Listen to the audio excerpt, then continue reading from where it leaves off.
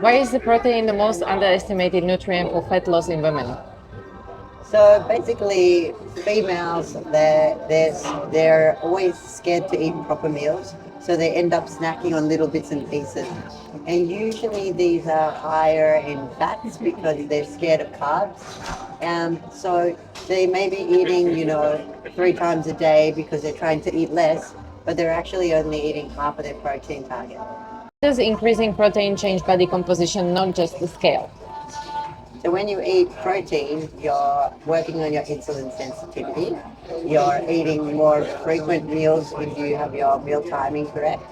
And therefore you will have more lean muscle as a result of this. Why do women feel like they don't eat much but still can lose weight? So there's a few reasons. It could be many, depends on the women. But a common problem that women make is forgetting about what we call the one percenters. So they may only be having 2 to 3 small meals, but then they may be having 2 coffees with caffeine milk. They may be having sauce that they haven't calculated. The meal may be cooked in oil. And every time they have this extra 1%, that can be an extra 100 or up to 200 calories. So the biggest one that people don't realize is, for example, tablespoon of olive oil. It's very healthy, right?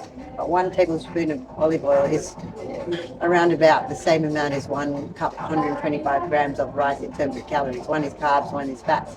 So someone trying to lose weight, they go for the olive oil and they don't count it, and therefore they're eating more calories and they haven't logged that in their macros. What are your top three tips for fat loss in terms of eating?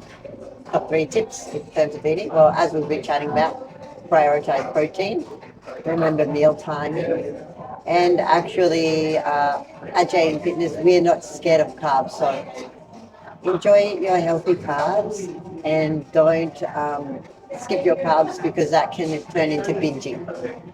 And how is cardio important in terms of fat loss? I believe that we should use cardio for a secret weapon. So we work on nutrition first, training steps, it's different. And then we add in cardio at the end for final fat loss. So basically, in conclusion, when you're eating out, make sure you focus on your protein and you remember your 1%ers.